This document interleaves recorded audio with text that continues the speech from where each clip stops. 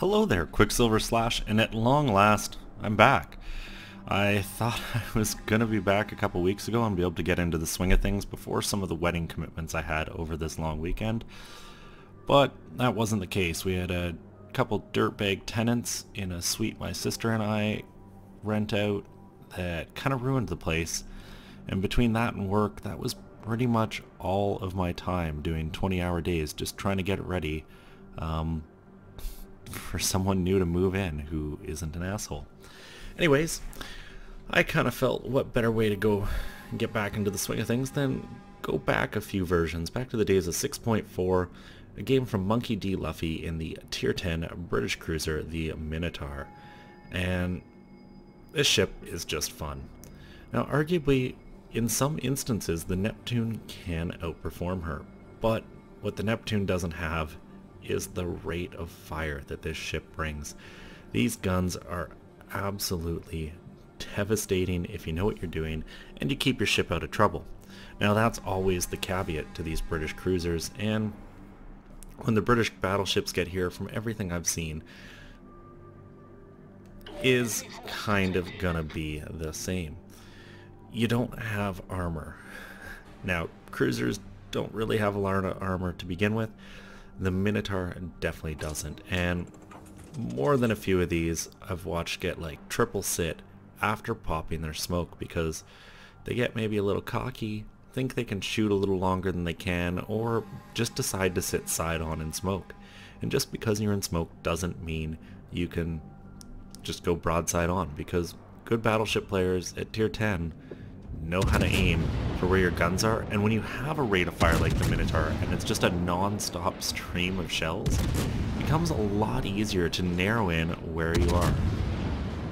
Now Monkey going for that Z52, trying to push him away, and looks like he managed to. The Z52 is turning out.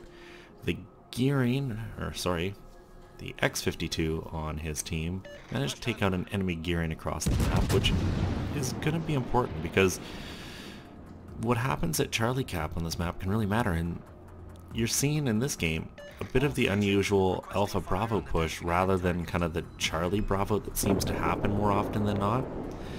So locking that flank down, keeping an enemy gearing from being able to get in behind, that's going to have a large impact. Now obviously they just captured Alpha, which means that Z52 has left the circle. Doesn't mean he's gone very far, and there's a couple ships there that, you know, can do some damage. A Prince Eugen and Izumo. Now sure, they're not tier 10s, but the Minotaur doesn't have armor. So you have to play carefully because you can lose a lot of health really quick.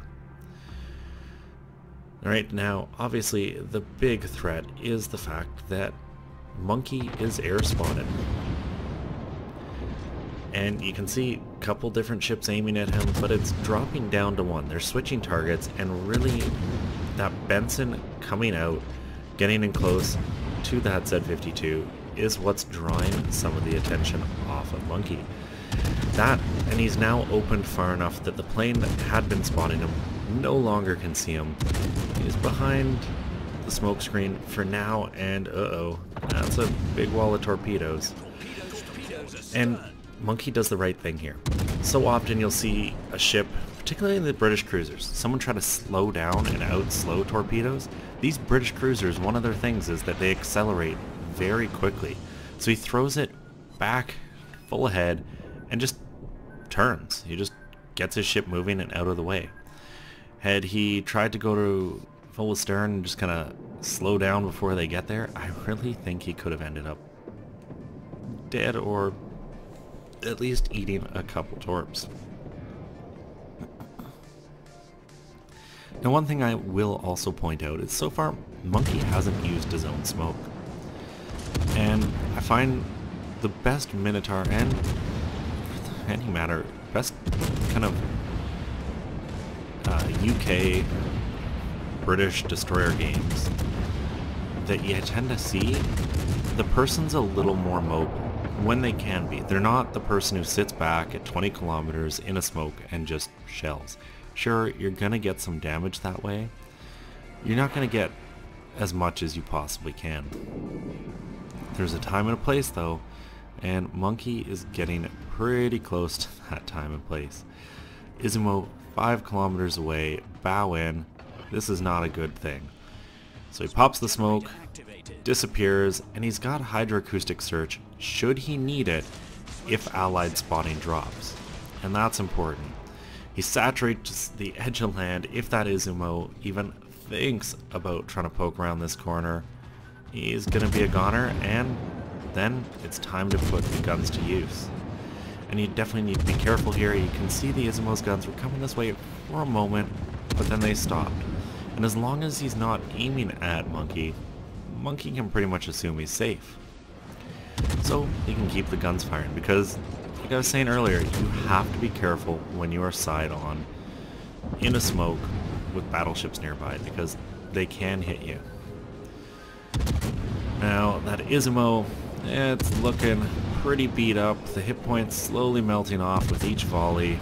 More torpedoes going his way, and looks like one of them is gonna connect and finish him, which leaves just a Tirpitz and a Z-52 somewhere over here. But in astern of Monkey, there is an Amagi and a good chunk of the enemy fleet. And this is where you make your decision. What is the play you're gonna go with? Do you try blitzing around the corner, knowing you've got all those torpedoes? You can probably take a Tirpitz out. Or do you kind of play a little more passive? And I think this is one of the moments where you choose to be a little passive for just a bit. See what ships are going to do before you make a move on them. Now the Tirpitz was backing up, and you can see he's kind of Austin Powers himself back and forth, slowly getting the ship turned around without exposing himself past the edge of land. The Monkey threw a complete volley right at the corner, but they're not going to do much. The Tirpitz has turned away, and he's getting out of dodge. You can pretty much assume he fired torps at that corner, and here comes the guns. But luckily, they were a little overled.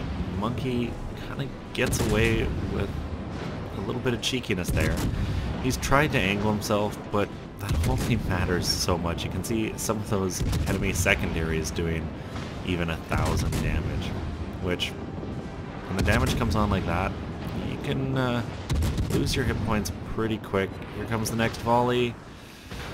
Another decently lucky result. Didn't take much damage. There's the torps from the Tirpitz, which means it's kind of safe now to start moving. Now, you can see that healthy chunk of hit points that Monkey can recover, and he does just that. And that's really the one thing that makes up for the kind of low armor and high chance of Citadel that these British cruisers have, or apparent high chance, just because of the thin armor. Their health regen is far better than any of the other nations, and you can recover a lot, well, not a lot, but a good portion of the heavy damage you take, and that really comes into play late game. You can see these machine guns just working that Tirpitz down. Monkey just keeping them going. He's only got 7,000 hit points left. This would be a good time to get rid of the Tirpitz. The friendly Alabama fires, shaves about half the health off. So now some of Monkey's shells just have to start landing true, and they are. 1,000 with the first volley. Come on, Monkey, you got this. One good hit here and he'd be gone, but you never know. Sometimes the Minotaur can just sit there and bounce shells for days. Other times you saturate part of the ship with damage and just can't get any deeper to do damage elsewhere. But the Tirpitz is just slowly sneaking away. Thankfully, Minotaur's got some decent range, 15.8. He should be able to finish him off. The Tirpitz trying to heal and kind of succeeding, but that's just more hit points for Monkey to work down. Now, meanwhile, the enemy Amagi that had been at Bravo has come over to Charlie, really making a push, I think, to try to support the Z-52 and Tirpitz. I think they kind of felt that, okay, it's just an Alabama and a Minotaur. If we push a couple battleships and a destroyer that way, should be able to take them out. Well, Alabama manages to finish the turret, so now it's back to 2-on-2. Now, the Amagi, pretty clearly inside of Alpha, contesting the cap, last known position, put them right on the border, and, well, Monkey's in a bit of a tough spot here. Ideally, you'd like, once again, to just kind of pop smoke in a good location, use that hydroacoustic search, and just start doing damage. Unfortunately, Monkey's Hydro has been up for quite some time, and it's about to go down. So this is where, as a team, you kind of have to work together. Because if Monkey smokes and the Alabama sails into it, they may not have vision on this Amagi, and that could prove troublesome. And that's a whole lot of pain coming his way. 10,000 hit points, almost a quarter of his health, but he's gonna recover more than that. The guns can start going to work, and you'll notice Monkey's keeping himself pretty much bow in. The Amagi didn't fire everything he had, and you just can't risk giving the side. He's slowly going astern, got that rudder over just to angle enough to get all the guns firing. Here comes the next volley. Half of what the last one was. But you'll take 5,000 damage, because in that period of time, Monkey's done at least double of that to this Amagi. Each volley shaving 2,000-3,000 hit points off that tier 8 battleship.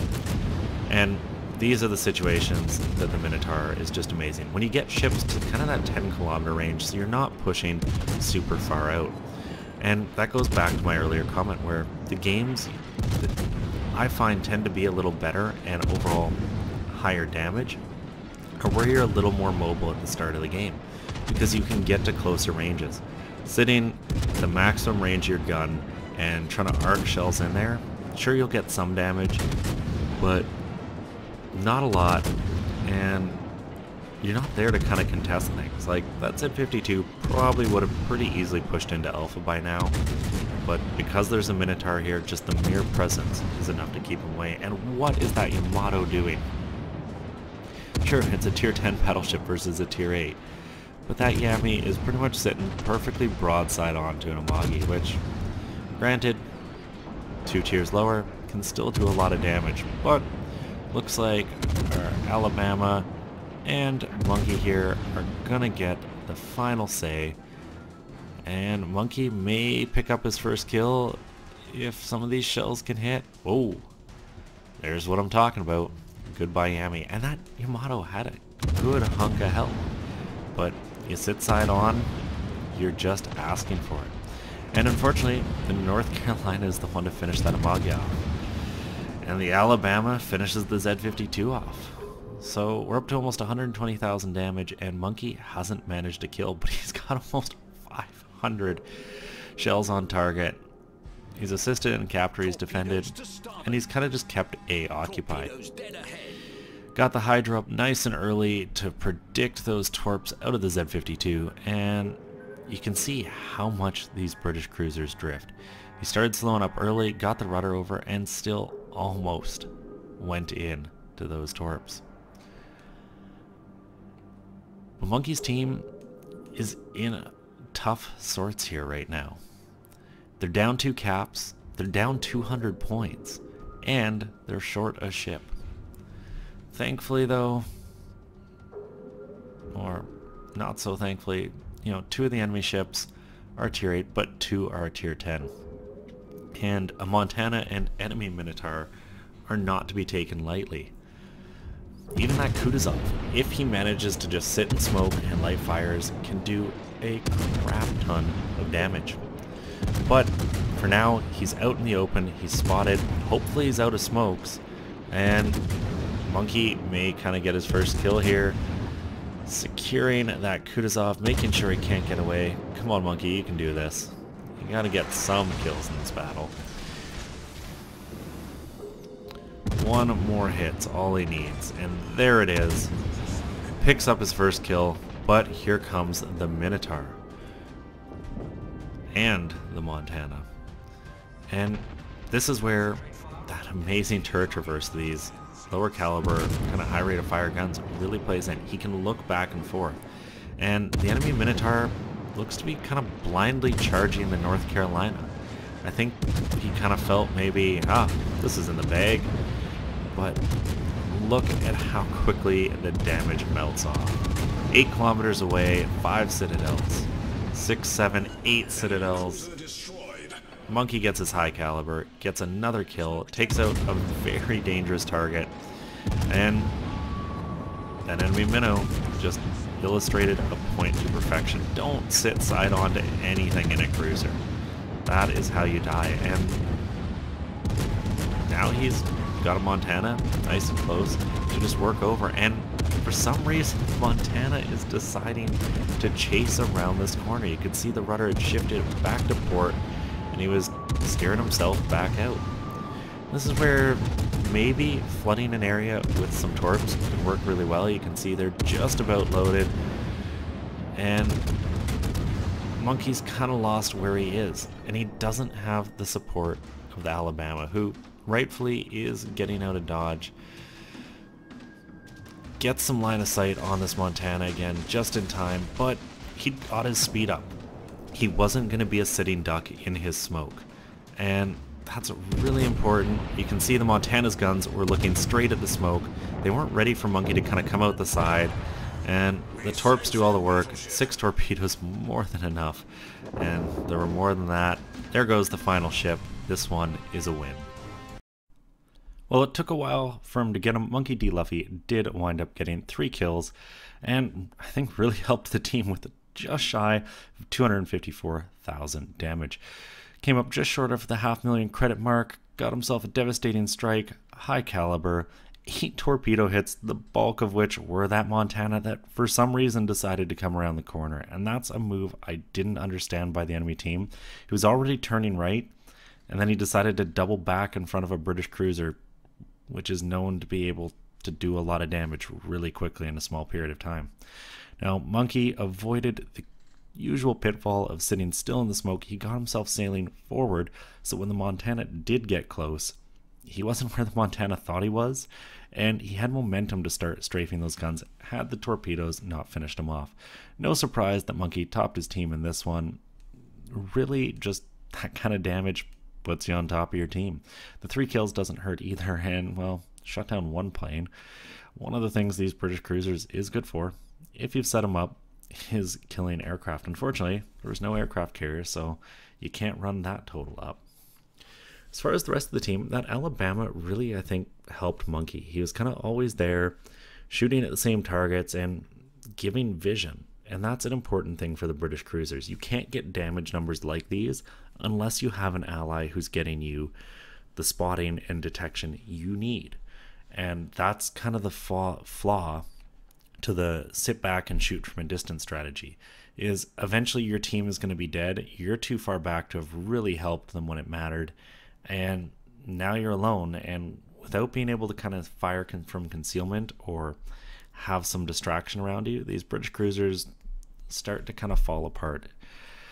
In good hands, they'll still get some kills, but it becomes really hard to carry a game because you're going to pop smoke and sit in it, so you can't see them, they can't see you.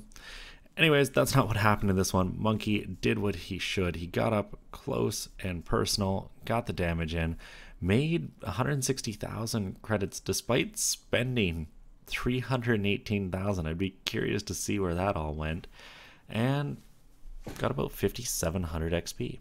So thank you very much, Monkey, for sending this one in. I really do hope I can start getting these out more regularly again. I'm going to make a point of it and really just commit like an hour and a half each day to making sure a video gets made, even if it kills me to sit inside when it's sunny out. Anyways, I hope everyone enjoyed this. If you did, please consider giving it a thumbs up. And as always, I'm Qckslvrslash, and I'll have another one for you all later.